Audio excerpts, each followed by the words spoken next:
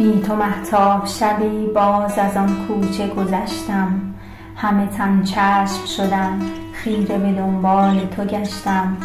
شوق دیدار تو لبریز شد از جام وجودم، شدم آن عاشق دیوانه که بودم.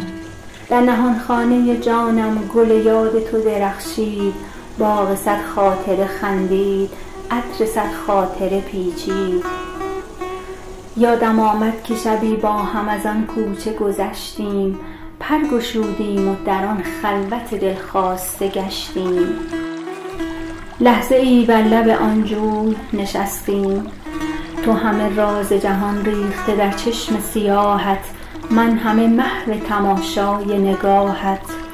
آسمان صاف و شب آرام، بخت خندان و زمان رام، خوشه ماه فرو ریخته در آب، شاخه ها دست برآورده به مهتاب. یادم آید تو به من گفتی از این عشق حذر کن، لحظه ای چند بر این آب نظر کن. آب آیینه عشق گذران است، تو که امروز نگاهت به نگاهی نگران است، باش فردا که دلت با دگران است. تا فراموش کنی چندی از این شهر سفر کن، با تو گفتم حذر از عشق ندانم، سفر از پیش تو هرگز نتوانم. روز اول که دل من به تمنای تو پر زد، چون کبوتر لب بام تو نشستم. تو به من سنگ زدی من نرمیدم نگسستم، باز گفتم که تو صیادی و من آهوی دشتم.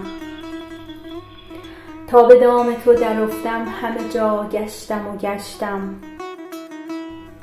حذر از عشق ندانم نتوانم. یادم آید که دگر از تو جوابی نشنیدم، پای در دامن اندوه کشیدم. رفت در ظلمت غم آن شب و شبهای دگر هم، نگرفتی دگر از عاشق آزرده خبر هم. نکنی دیگر از این کوچه گذر هم، بی تو اما به چه حالی من از آن کوچه گذشتم.